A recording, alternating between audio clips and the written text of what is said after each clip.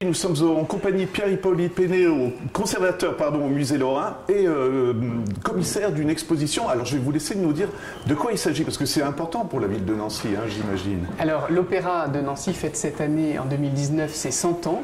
Et à l'occasion de cet anniversaire, nous avons souhaité organiser une exposition qui retrace toute l'histoire des salles de spectacle à Nancy, depuis le XVIIIe siècle jusqu'à aujourd'hui. Voilà, alors vous disiez 100 ans, mais en fait on va remonter beaucoup plus loin, et c'est 300 ans, si je ne me trompe pas trop. Et ce que j'ai trouvé passionnant dans votre présentation, c'est qu'en fait c'est quand même très politique au départ, hein, toutes ces histoires de culture, on va dire. Oui, alors évidemment les premiers théâtres qui sont construits sont plutôt des théâtres de cour pour les notables, et puis à partir de Stanislas, on va vouloir créer une salle pour les Nancéens qui vont pouvoir venir assister aux spectacles qui y sont présentés. Alors ce que je trouve aussi très intéressant, c'est que j'ai découvert que c'était les acteurs au départ, qui c'était tout simplement? Alors on a une double facette de ces artistes, à la fois des professionnels qui viennent se produire, mais aussi des amateurs, puisqu'à la cour de Lorraine, le couple ducal, les princes, les princesses et les membres de la cour participent à ces spectacles. La duchesse Élisabeth Charlotte danse sur la scène avec ses enfants, ses pages et ses dames, et donc voilà, toute la cour participe à ces spectacles. Après, venue des vedettes de Paris, des choses comme ça, ça rappelle beaucoup ce qui se passe un petit peu maintenant aussi, non? Oui, tout à fait. Alors, on a de nombreuses célébrités parisiennes qui viennent se produire à Nancy au 19e, au 20e siècle. Et à chaque fois, le paradoxe, c'est que les Nancéens, évidemment, se précipitent lorsque ce sont les Parisiens qui viennent jouer, et sont un petit peu plus difficiles avec la troupe permanente.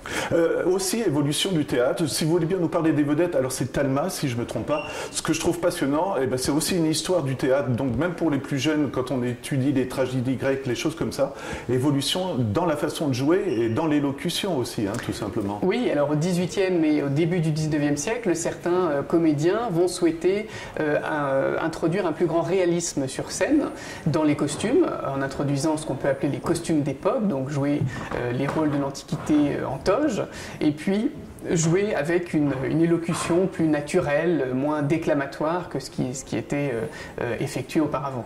Et ce qu'il y a de passionnant également dans cette exposition, c'est qu'on va voir l'évolution de l'art dramatique aussi, mais même des constructions. 1906 drame, incendie, je vous laisse nous en parler un petit peu, parce que après s'ensuit un projet tout à fait passionnant, mais encore une fois la politique s'y mêle quelque part. Oui, tout à fait. Alors finalement cet incendie, il arrive à un moment un petit peu charnière, où le théâtre de Nancy a du mal à attirer autant de spectateurs qu'auparavant, ou alors au contraire est devenu trop petit lorsque les grandes célébrités parisiennes viennent. Donc cet incendie le détruit, et on décide de reconstruire un nouveau théâtre, et c'est la municipalité qui lance un concours d'architecture. Alors on parle de théâtre, mais je trouve qu'on peut parler aussi d'art tout simplement, parce que quand on voit les sculptures qui sont proposées sur les magnifiques dessins, les choses comme ça, c'est encore une fois du rêve que vous proposez, non, également? Qu'est-ce qu'on peut dire sur ça? C'est vrai que c'est un art total finalement, l'art de la scène, qui permet évidemment de voir ces salles qui étaient absolument magnifiques, en particulier l'opéra de Bibbiena qui était vraiment extraordinaire. Exactement. Mais les salles suivantes également, et puis bien sûr le rêve qui est vendu aux spectateurs par les artistes dans les spectacles qui sont présentés. Alors jusque dans les années 80, ça sera un théâtre, mais quand est-ce que ça devient un opéra alors? Alors il est appelé au XXe siècle Grand Théâtre, et puis dans les années 80 il devient opéra lorsque les trois grands genres scéniques, le théâtre, la danse et l'opéra, vont bénéficier d'une institution consacrée. Le Ballet national de Lorraine pour la danse, le Théâtre de la Manufacture pour le théâtre, et donc l'opéra qui devient Opéra national de Lorraine pour le registre musical. Voilà, alors j'ai une toute dernière question, mais c'est peut-être plus personnel. Quand on voit des pièces qui viennent de la Comédie Française ou du Louvre, est-ce qu'il y a de l'émotion et puis bien évidemment de la fierté, j'imagine, pour vous, parce que c'est un petit peu vous qui êtes le maître d'œuvre de tout ça? Alors c'est c'est très émouvant, d'abord parce que certains dessins sont présentés pour la première fois à Nancy, qui représentent cet opéra de Nancy, et pour ma part, j'ai été particulièrement heureux de pouvoir présenter les accessoires de Talma. C'est particulièrement émouvant de pouvoir se dire qu'il a porté cette couronne de laurier dans les grands rôles tragiques, et puis cette épée qu'on est très heureux de présenter aux visiteurs dans l'exposition. Voilà, toute dernière question, jusque quand l'exposition? Parce qu'on a le temps, mais il faut venir en profiter. Hein, alors elle est ouverte jusqu'au 24 février avec toute une programmation qui est proposée aux visiteurs durant sa période d'ouverture. Voici, c'est vraiment avec beaucoup de plaisir qu'on est en votre compagnie, Monsieur Laurent Spilman, directeur de l'Opéra de Lorraine. 100 ans, je pense, beaucoup d'émotions pour vous, tout simplement, quand vous découvrez cette exposition. Ah oui, c'est formidable. On est très très heureux de ça. D'abord parce qu'il y a eu un travail magnifique mené par les musées de la ville de Nancy et par les équipes de l'Opéra. Et je suis toujours très heureux lorsque les institutions travaillent les unes avec les autres. Je suis pour que ces partenariats s'amplifient, que ce soit avec le théâtre, avec la danse et toutes les institutions nancéennes, avec les médiathèques, pour que, au fond, l'opéra, c'est un vaisseau amiral et il faut que, avec nous, l'ensemble de la culture nancéenne montre ses savoir-faire. Et c'est le cas dans cette exposition qui est extrêmement ludique et très amusante à visiter parce qu'on y voit des choses très différentes les unes des autres. On voit des éléments historiques. On y voit des plans, on y voit des mannequins, on y voit des coiffes absolument magnifiques qui viennent des stocks de l'Opéra national de Lorraine. Donc je suis très heureux de cette expo.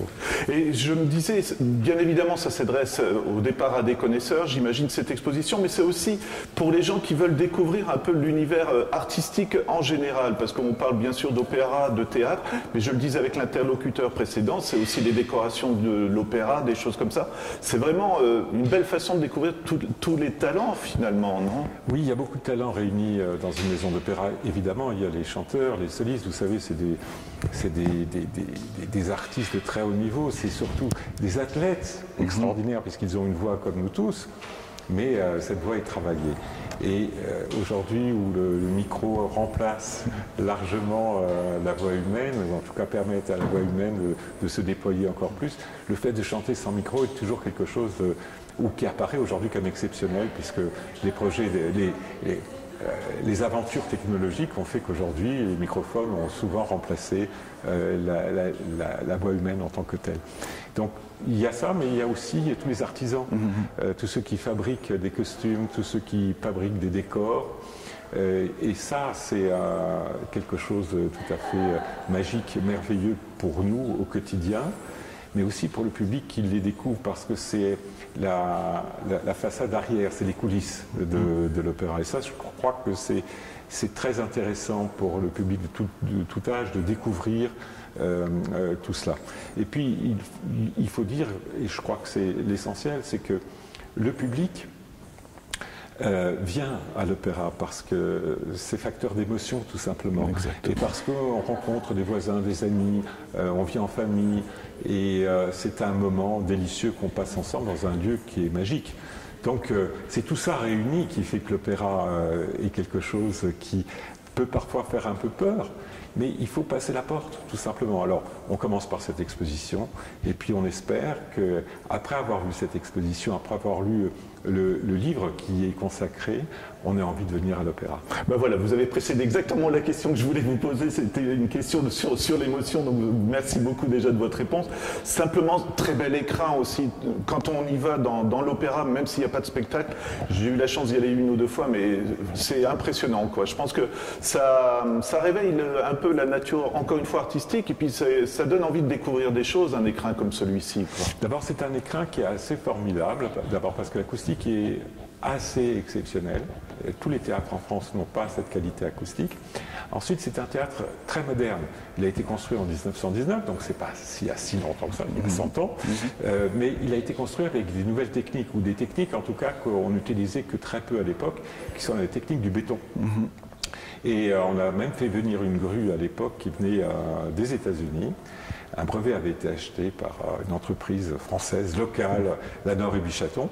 Et avec cette nouvelle façon de faire, eh ben, on a pu couler le béton en hauteur. Et ce qui a permis aussi de créer des galeries sans qu'on soit obligé de les tenir par des étaux, par des colonnes. Donc avec une meilleure visibilité. Et puis bon, le lieu est tout simplement merveilleux parce qu'on a un respect lorsqu'on est spectateur du lieu dans lequel on est. Et du coup, on est pris dans une atmosphère pour recevoir le spectacle qui est proposé. Voilà, j'ai une toute dernière question et c'est parce que j'entendais ça dans le discours d'ouverture. Ça s'adresse aussi aux enfants. Est-ce que vous voulez en dire un mot aussi de cette programmation qui a un large public du coup? Oui, les enfants ont droit à la même chose que les parents et je dirais que les parents ont droit à la même chose que les enfants. Et c'est important cela. Mais il n'y a pas que les enfants et les parents, il y a tous les âges bien sûr, mais il y a aussi tous les gens qui d'une manière ou d'une autre se disent qu'ils n'ont pas accès. Alors nous sommes un service public et pour nous ce qui est important c'est de faire en sorte que le plus grand nombre puisse avoir accès. C'est notre travail de faire ce passage pour que les spectateurs, d'où qu'ils viennent, puissent rencontrer des artistes.